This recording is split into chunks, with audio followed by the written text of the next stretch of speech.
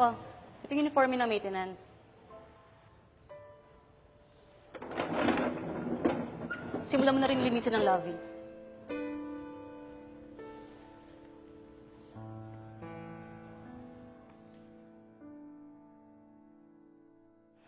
Nagtuturo kami dito sa bakery para kayo ay maging mahuhusay at mabuting mga panadero. Hindi mga sanggano at basag-ulero. Master, bigla na lang po ako sinugod. Hindi importante. Huwag na natin pag-usapan sinong sumugod. Pareho kayong may kasalanan eh. Ngayon, bilang parusa, hindi mo na kayo pwedeng pumasok sa baking room sa loob ng 1 linggo. Pero Master, hindi ba masyado mabigat na parusa yun?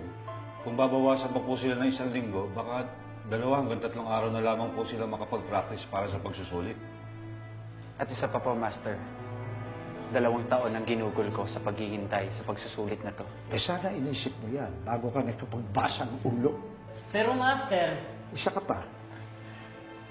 Totoo bang nakita ka ni Jericho na may dala kang 1 kahon ng sodium bicarbonate?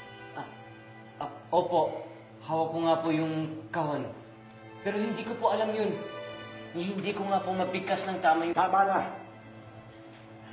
Kung gusto mong patunayan na hindi ikaw ang naglagay ng sodium bicarbonate sa mga container na yon, kailangan mo ibili ng karagdagang arena ang mga kasama mo sa pagsusulit. Ganon mo rin mapapatunayan na hindi ikaw ang gumawa at malilinis ang pangalan mo. Ano po? Ni ako nga po wala pang harina. Baka bariya na lang pong matira sa budget ko. Hindi naman po patas yun. Kung hindi mo ibibili ng harina, mga taong yan, unang yugto pa lang ng paglilitis, masisipa na sila. Masisikmura mo yun, masisikmura mo, lalagpak sa pagsusulit ng mga kasama mo. At tuluyang hindi mo malilinis ang pangalan mo.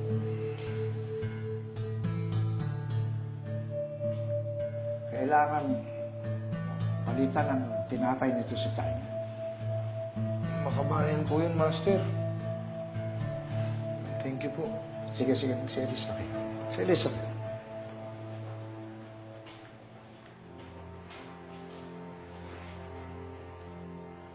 Master, hindi po ba masyadong mabigat ang parusang ibinigay ninyo sa dalawa?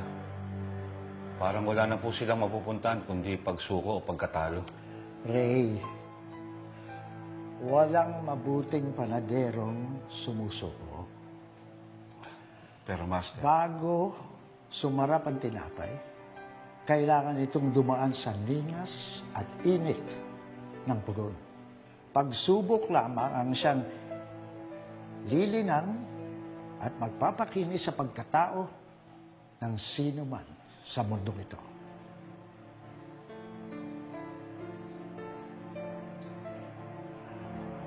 Opo. Natanggap po ng deposito niyong pera. Gaya na napag-usapan. Opo. Si Tago po ang napagbintangan. Tawagan niyo lang po ako kung may pag-utos po kayo. Salamat, Sir Henry. Kuya Victor, may kailangan ka ba? Kasi, Kuya Victor... Bakit nakaluhod dyan si Bimbo? Inamin na niya na siya nagsabotahe ng harina. Kaya hindi umalsa.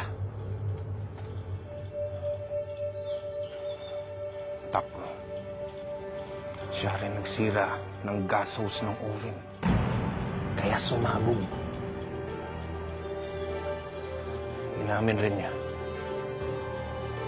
kung sino nag-utos at kung saan galing ang pera. Takbo. Si Sir Henry. Si Sir Henry ng Lihang Shoe Company ang may pakana ng lahat.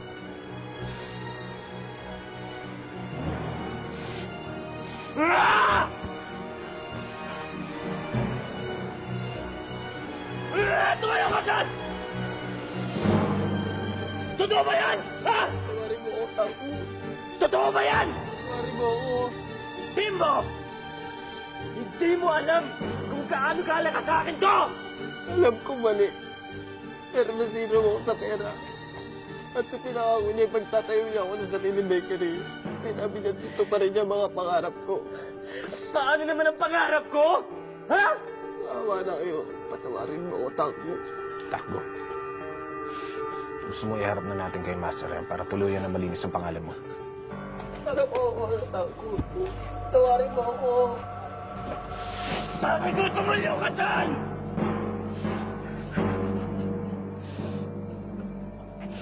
Sasama ka sa akin. Haharapin natin ang utos sa'yo!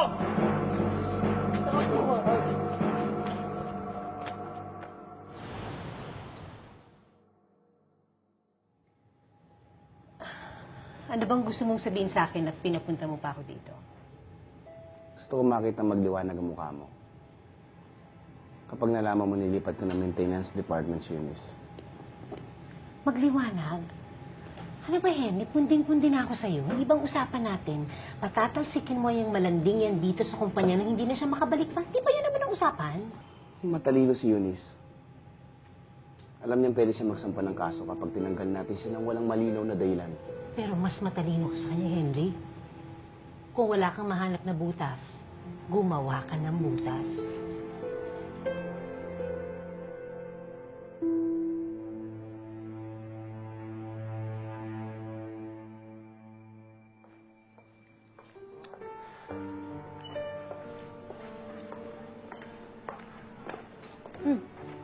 Good morning, Michael. Bakit? Umagang sungit mo. Kamusta ka na? Teka, inutusan ka ba ni Omoni? Sino? Bakit ka na magagawin yun? Bagay ba sa akin ito suot ko? Cute, diba?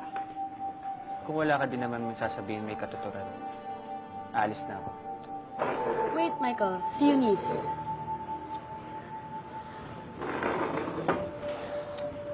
O ano? Nag-date na ba kayo? Anong balita kay Eunice? Hindi mo alam? Nagtatrabaho na siya sa company. Nasa secretarial staff siya ni Abu G. Ano? Hindi mo talaga alam?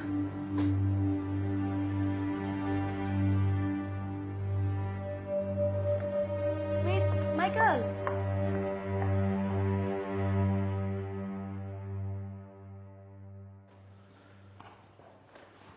Hi, sir. Good morning. How can I help you? Gusto kong makausap si Sir Henry. Sir, may appointment po ba kayo? Wala. Sabihin mo kay Sir Henry, gusto siyang makausap ni Taku San Miguel. Okay, sir. 1 minute. Hello, Sir Henry? Hello? Good day, Sir Henry. We know you're very busy, pero may naghahanap po sa inyo. Takbo San Miguel daw po. Ano? Takbo San Miguel? Dali niyo sa room B. Bilisan niyo. Huwag niyo nga may makakita sa kanyang iba. Maliwanag ba? Okay, sir. Migs? Yes, Pakihatid naman sila sa room. okay. Sir, sunod po kayo sa akin.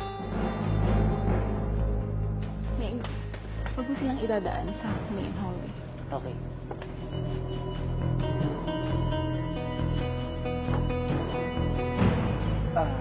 Good morning, Mr. President. Good morning. O nagmamadali ka yata? May problema ka ba? O nakakita ka lang?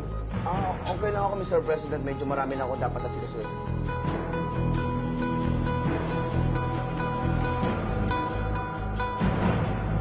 Siya nga pala, Henry.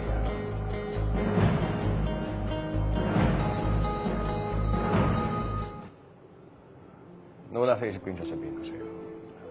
Pakidala lang yung report sa opisina ko. Mamaya. Okay, Mr. President. Eunice, isunod mo daw imak dun sa may cafeteria. May natapon daw na juice doon. Opo.